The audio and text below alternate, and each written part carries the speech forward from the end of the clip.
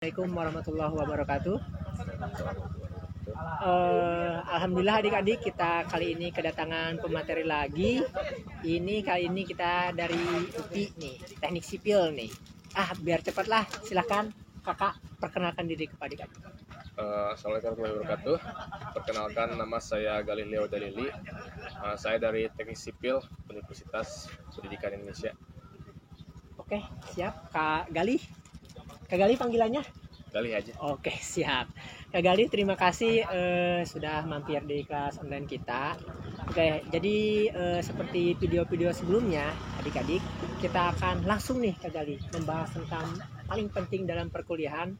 Karena bagaimanapun kuliah itu paling penting adalah biaya.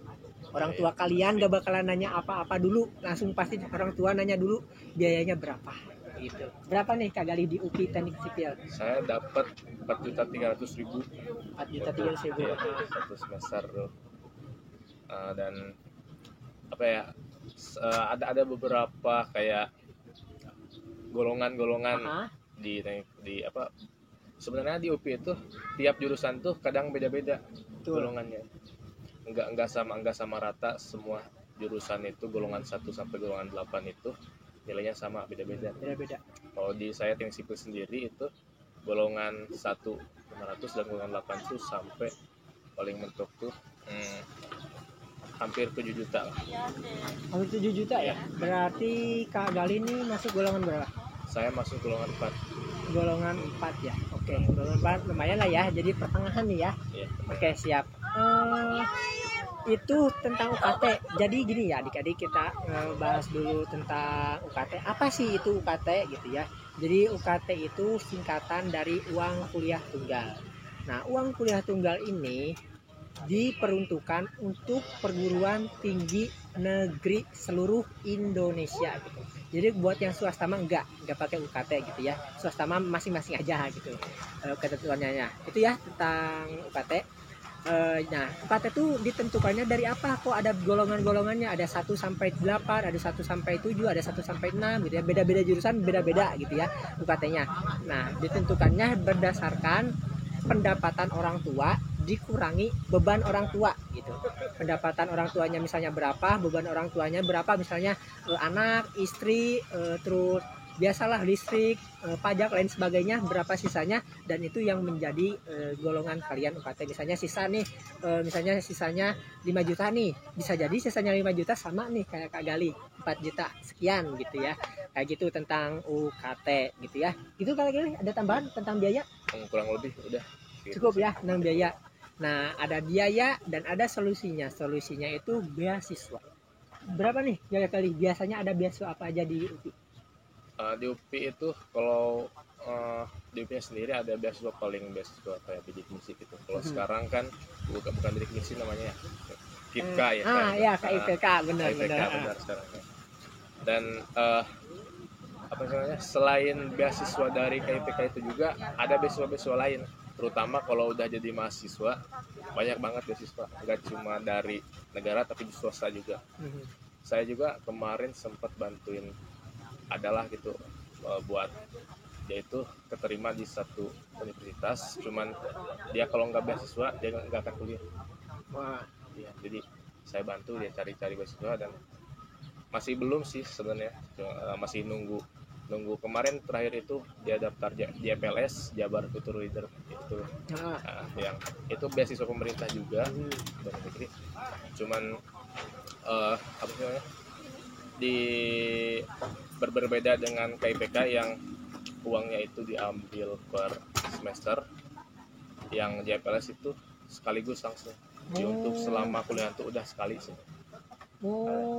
Tergantung beasiswa dari mana, pemberian beasiswa pun bakal beda-beda. Ada yang per semester, ada yang langsung sekaligus di awal sampai akhir gitu ya. Iya. Berarti langsung besar, puluhan juta. Iya.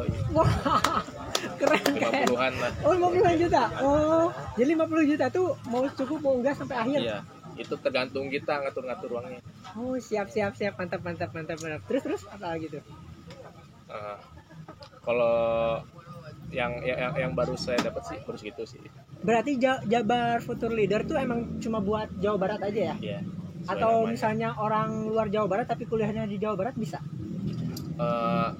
kayaknya sih Khusus di Jawa Barat? domisili Jawa Barat ya. Oh, khusus anak daerah lah ya. Iya. Oke. Mantap ya, dapat 50 juta tuh adik-adik kalau misalnya kalian lolos seleksi JFL gitu ya. Oke, tadi Kak Gali juga sempat ngomong kalau misalnya gak bakalan dulu kuliah kalau misalnya nggak dapat beasiswa. Sebenarnya pikiran kayak gitu kurang tepat ya Kak Gali ya. Benar. Karena bagaimanapun biasanya beasiswa tuh malah lebih banyak ketika kalian menjadi mahasiswa ya. Nah, Benar. Kalau banyak banget. benar lebih banyak banget setiap menjadi kuliah kita kuliah gitu ya. Kalau sebelum kuliah mah ya itu paling kayak PK gitu ya. Itu aja sih paling jarang-jarang lah beasiswa yang lain. Jadi kalian kalau misalnya emang ngincar beasiswa masuk aja dulu. Terus nanti kalian cari beasiswa sepuasnya sebanyaknya. Bahkan sudah jadi mahasiswa tuh kita nggak perlu nyari beasiswa tuh datang sendiri, maksudnya ada sendiri infonya gitu, kita nggak perlu nyari. Betul. Banyak gitu. Benar. Jadi Nggak perlu capek gitu. jangan dulu mikir ribetnya gitu. Nanti juga insya Allah ada jalannya kalau misalnya Ada. kalian mau berusaha kayak gitu ya adik-adik. Oke, itu tentang beasiswa ya Kak Gali. Kita lanjut ke jalur masuk. Oke, cerita pengalaman pribadi nih. Boleh silahkan. Saya kan saya tuh sekarang lulus itu teknik sipil itu SNMPTN. Mhm. Awalnya saya nggak niat lulus SNMPTN sih. Saya awalnya menargetkan untuk SBMPTN di Universitas Negeri Jakarta waktu itu. Teknik sipil juga sih. Cuman karena saya itu orang yang istilahnya bisa bilang realistis lah. Mhm. Saya nggak akan mengharapkan hal yang jauh dulu, yang dekat dulu gitu. Mhm. Saya karena kita kurang tahu juga kayak penilaian SNMPTN juga gimana. Mhm.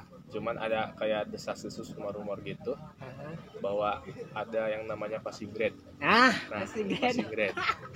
Oke. Pas saya apa ya memprediksikan gitu, memperhitungkan untuk bagaimana nilai rapot saya sama menyesuaikan dengan passing grade gitu. Mhm. Saya ambil passing grade kecil dengan nilai saya yang lah segitulah Seadanya? gitu. Iya. Alhamdulillah ternyata masuk walaupun saya menargetkan untuk SBMPTN, tapi jangan puas, maksudnya walaupun Anda menargetkan di SNMPTN tapi tetap untuk harus ada apa sih namanya opsi-opsi lain gitu untuk jalur masuk lain. Kayak saya waktu itu tetap belajar lah itunya. Jangan karena kita mengharapkan SNMPTN jadi udah SNMPTN aja, yang lain nggak belajar buat persiapan ke depannya gitu. Jangan optimis ya. Jangan optimis banget, wah saya mah pasti bakalan keterima nih SNMPTN gitu ya. Jangan kayak gitu. Jadi dimana kalian gagal SNMPTN, waktu kalian belajar ke SBMPTN itu biasanya gak nyampe 2 bulan apa ya, gak nyampe 3 bulan lah. Dikit kan? Dikit. Jadi coba kalau misalnya kalian misalnya kalian gagal nih SNMPTN, tapi kalian udah mempersiapkan jauh-jauh hari buat SBMPTN, itu kan masih panjang waktunya. Tapi kalau misalnya kalian berharap sama SNMPTN, gagal, waktu belajar ke SBMPTN tuh gak nyampe 3 bulan deh saya rasa ya. Gitu. Sampai 2 bulan lah. Bener kayak gitu. Bener kata Kak Gali gitu ya. Jadi Kak Gali ada yang mau disampaikan nggak? Atau gimana nih biar bisa keterima lewat jalur SNMPTN? Selain dari tadi ya, tadi tuh Kak Gali bilang memprediksikan nilai. Nah, menurutkan ego sih. menurunkan ego. Iya. Kayak soalnya gini kan, orang tuh banyak yang pengen Kampus tinggi, kampus tinggi banget. jurusan tinggi. Cuman padahal dia tahu kalau nilai itu biasa-biasa misalkan gitu. Jadi kalau dari saya mas ya boleh setuju atau enggak. Cuman kalau dari saya mah ya bercermin dulu gitu. Bercermin. Jadi turunkan ego, asal sesuai dengan yang kita bisa atau yang kita inginkan, sesuai dengan passion lah gitu. Asal sesuai passion dimanapun kampus. Kalau emang kita niatnya belajar mah dimana aja bisa kok. Kalau niatnya belajar. Benar, saya setuju sama Kak Gali. Benar, yang paling pertama itu kalian harus sadar diri ya. Sadar diri. Kita mah mendingan lebih baik menjatuhkan kalian lah daripada kalian berharap tinggi akhirnya juga jatuh, kan sakit. Mending dibikin sakit dari awal ya. Sakit di awal. Jadi kalau misalnya kalian merasa nilai kalian gak cocok buat di kampus itu, di jurusan itu, coba sadar diri. Kalau misalnya kalian nggak mau dikatain sadar diri, ya silahkan tingkatkan kualitas diri. Nah, gitu. Gitu aja solusinya. Kalau misalnya kalian nggak mampu meningkatkan kualitas diri, silahkan sadar diri. Nah gitu, betul dari ya, keren. Oke, ada lagi Kak Ocha? Udah. Kak Ocha Gali. salah, Kak Gali. Oke, Udah. jadi itu aja ya Kak Gali tentang senam PTN. Nah, itu jalur senam PTN. Ada apa sih jalur yang lain? Jalur masuk yang lain? Ya, kalau untuk masuk ke UPI mah paling SN, terus SBMPTN sama ujian mandiri, udah sih 3 doang. 3 aja ya. Oke.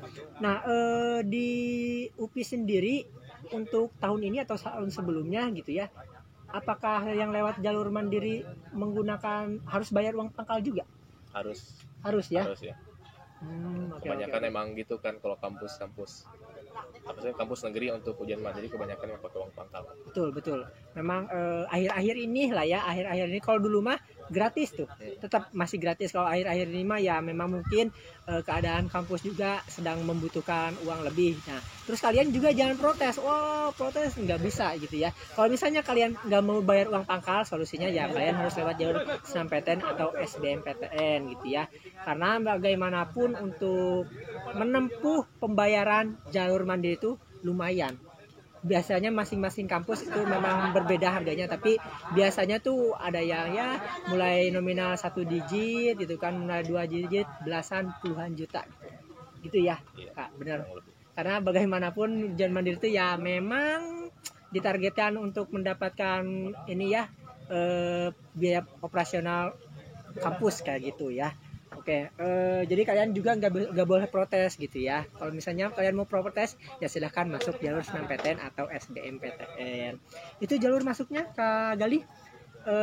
Lanjut kita ke alasan memilih jurusan ini. Alasan saya memilih teknik sipil itu awalnya kan waktu selama kuliah di MAN itu yang saya bisa tuh cuma satu, hitung. Hitung doang ya. Iya. Saya hafalan nggak bisa gitu. Ya. Jadi yang bisa saya cuma hitung doang dan itu tuh. Makanya saya waktu kelas kelas 12 tuh orang-orang udah pada nentuin mau kemana. Saya masih bingung. Saya bisa ngitung apakah karena ngitung itu identik dengan matematika. Apa cuman matematika doang gitu, jurusan yang istilahnya cocok buat saya gitu. Saya coba ya konsultasi lah gitu, bincang sini. Sampai akhirnya ada yang rekomendasiin juga sipil katanya. Dan saya coba lihat-lihat lah, sipil berhubungan sama bangunan gitu. Saya awalnya mikir bangunan kok sama matematika apa hubungannya gitu kan, hitung-hitungan. Dan ternyata setelah saya masuk sekarang cocok sih, emang hitungan semua. Nggak expect lah, luar ekspektasi. Yang asalnya awalnya kirain cuma mau teori-teori doang tentang ini, tentang bangunan. Nggak gimana sih itu kan bangunan. Kalau kita awal-awal dengar bahwa teknik sipil itu bicara tentang cara ngebangun ini, cara ngebangun itu, sampai akhirnya setelah masuk kuliah dipelajari dan isinya matematika sama fisika doang gitu. Emang cocok sih sama apa yang saya bisa. Itulah kalau. Oke, berarti memang buat kalian nih ya yang cuma bisa ngitung juga sama kayak Kak Gali gitu ya, bisa nih masuk jurusan ini gitu ya, jurusan teknik sipil. Karena kalau misalnya Kak Gali juga tadi kan mikir kok bisa tentang bangunan tapi mikirnya tentang matematika gitu ya. Orang yang kuli bangunan juga belum tentu bisa matematika, tapi kan beda, perhitungannya beda gitu ya. Berdirikan satu bangunan tuh menghitung kemiringannya gitu kan, biar nggak ambruk, biar gimana gitu ya, bebas aja kayak gitu ya. Lanjut kita ke pertanyaan tentang orang tua. Orang tua pasti menanyakan, mau jadi apa kamu masuk jurusan ini? Jadi rencana karir di jurusan ini kayak gimana? Saya rencana sih pengen jadi konsultan. Jadi konsultan. Oke. Biar cuman duduk doang, tanya pendapat, dapat duit. Udah. Mantep. Cuman tentu saja jalannya nggak mudah. Iya, betul. Butuh banyak banget banyak banget rintangan yang harus dilalui. Tapi ini ya, buat misalkan teman-teman yang nggak tahu pengen jadi apa gitu, saran saya nih, teman-teman pertama tuh harus menggabungkan dua hal yang bertentangan. Apa itu? Apa yang diinginkan dan apa yang kamu bisa. Karena kadang orang itu bertabrakan gitu, dengan apa yang dia inginkan dengan apa yang dia bisa tuh bertabrakan, dan orang cenderung itu lebih memilih ke apa yang diinginkan dibanding apa yang dia bisa. Padahal orang tuh bisa untuk membuat hal apa yang dia bisa itu menjadi dia sukai. Kayak saya misalkan, saya awalnya nggak suka matematika, bahkan sebenarnya, tapi saya bisa matematika tuh, perhitungan itu sejak MTS. Tapi waktu itu saya belum suka matematika. Cuman di man saya dipaksa untuk suka matematika, dan alhamdulillah sampai sekarang kan jadi gitu, jadi apa sih namanya, jadi passion lah gitu. Jadi intinya itu, kamu bisa, passion itu sebenarnya enggak cuman dicari tapi bisa dibuat juga. Bisa dari hal yang kamu bisa kamu jadikan passion, bisa, nggak harus selalu nunggu datang kapan itu. Siap. Memang kalau rencana karir orang-orang teknik sipil gitu ya, memang tidak kelihatannya tuh kayak konsultan gitu kan. Konsultan emang terlihat kayak nggak kerja, tapi aduh pikirannya ribet gitu ya. Karena kenapa bisa dikatakan ribet? Karena proyek-proyek yang dia tangani itu nilainya miliaran semua, bahkan bisa sampai triliunan. Bayangkan otak miliaran triliunan itu kayak gimana. Kelihatannya emang kayak santai ya, karena memang teknik sipil itu biasanya dua ya, konsultan sama apa satu lagi, kontraktor kayak gitu ya. Kontraktor tuh yang di lapangannya ya, yang gitu, pelaksananya gitu ya. Jadi kalian jangan ngerasa enak ya jadi konsultan, enggak. Kelihatannya enak karena kita nggak bisa masuk ke pikiran orang gitu. Kelihatannya doang enak, tapi tetap rumit. Enak gitu. kalau misalkan proyeknya lancar. Kalau Alhamdulillah. misalkan udah berkonsultasi ternyata gagal. Udah mah gagal. Bisa, dan biasanya kegagalan waktu ya. Sama kegagalan perhitungan iya, awalnya harusnya misalnya 3 bulan malah mentok lebih lama, dan itu kerugiannya bisa apalagi kalau misalkan ada proyek gagal misalkan, terus orang berkonsultasi ke kita gitu, dan ternyata setelah berkonsultasi malah makin parah. Wah, itu bahaya sih. Bahaya itu, bisa bahkan kalau misalkan satu proyek gagal itu hukumannya itu bisa pidana. Bisa. Iya sih, benar serem. Iya. Jadi jangan mikir enak ya jadi konsultan, enak ya enggak juga, tetap resikonya gitu sesuai ya. Kalau misalnya uangnya banyak ya resikonya juga pasti banyak gitu, tergantung kalian aja. Bangunan itu kan memuat orang-orang. Gagal nyawa bisa melayang. Iya. Jadi kalian jangan mikir ya apa-apanya gitulah tentang ini mah, karena memang kalau kita ngomongin tentang teknik sipil tuh memang proyek-proyek besar gitu ya, proyek-proyek negara atau proyek-proyek perusahaan yang memang ya gitu nilai transaksinya jarang sekali. Sekarang jarang ya, yang ratusan juta ya jarang.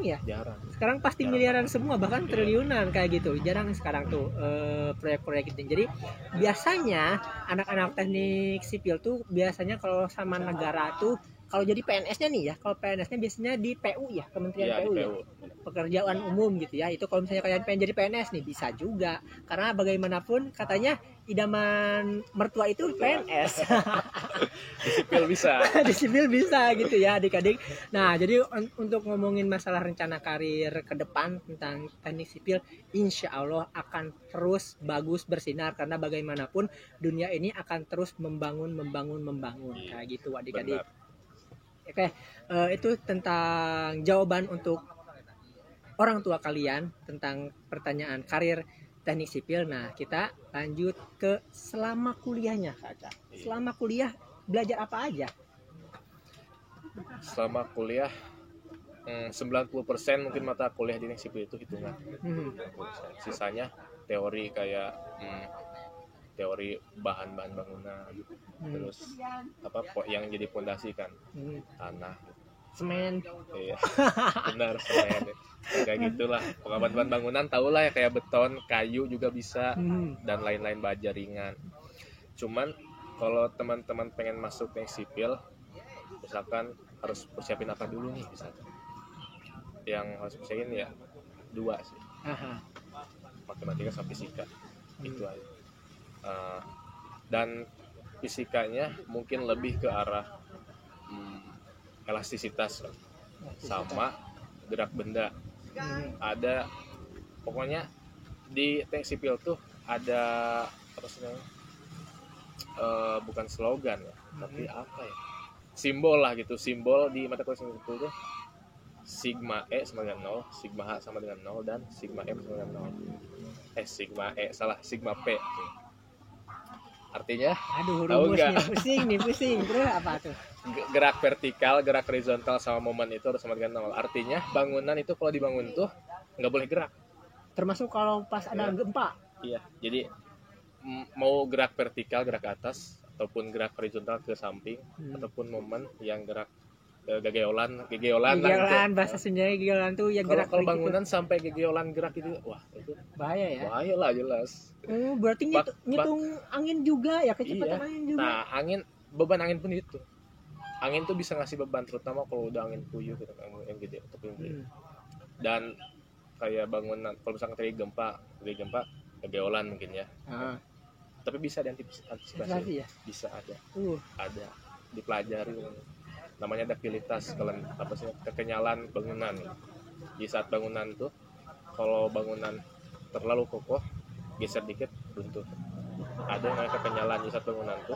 Bangunan kayak ada terjadi gempa misalkan nih, bangunan tuh akan ikut ke arah gempa bergetar. Jadi elastisitas itu ya. Gitu. Enggak akan runtuh.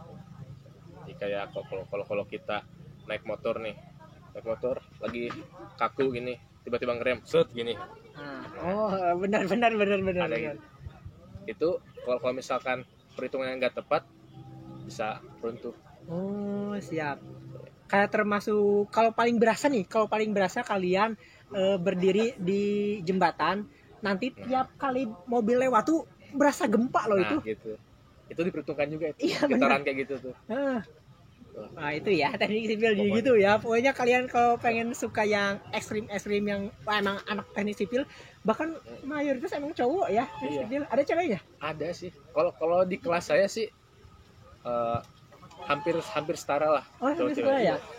Kalau cewek sih kebanyakan karena teknik sipil ada beberapa profesi sih. Kalau nggak salah ada 5 atau 6 gitu. Kebanyakan cewek sih ambilnya manajemen konstruksi. Gitu. Jadi kalau manajemen konstruksi mah di kantor aja ya? Dia ngatur pengeluaran, pemasukan. Biasa kan cewek-cewek. Gitu ya. Iya bener. Soalnya kalau jurusan teknik itu emang jurusan yang terbilang laki banget ya, jarang ceweknya, makanya wajar kalau agak keras misalnya di teknik sipil tuh kayak gitu adik-adik ya. Nah itu ya, jadi kita udah ngebahas banyak juga di sini, tibalah kita di akhir cerita gitu ya. Nah Kak Gali silakan mau menyampaikan apapun, saran, kesan atau apapun ke adik-adik, silakan bebas.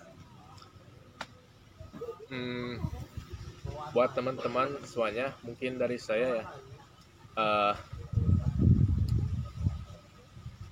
jika hidup itu pilihan, kita bisa memilih untuk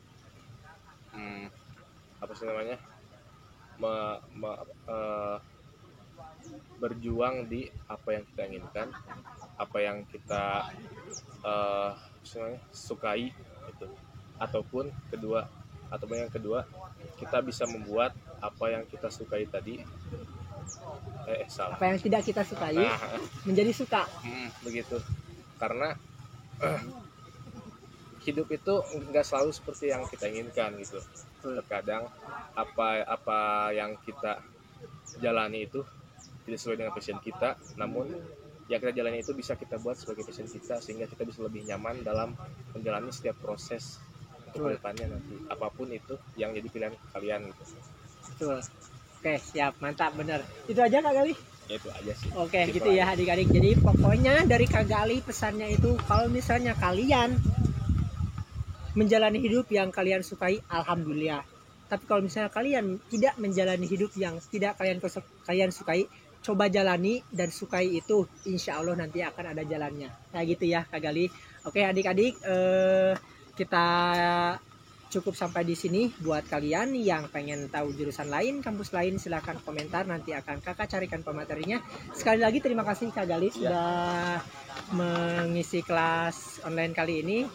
Sampai jumpa kembali lagi adik-adik. Assalamualaikum warahmatullahi wabarakatuh.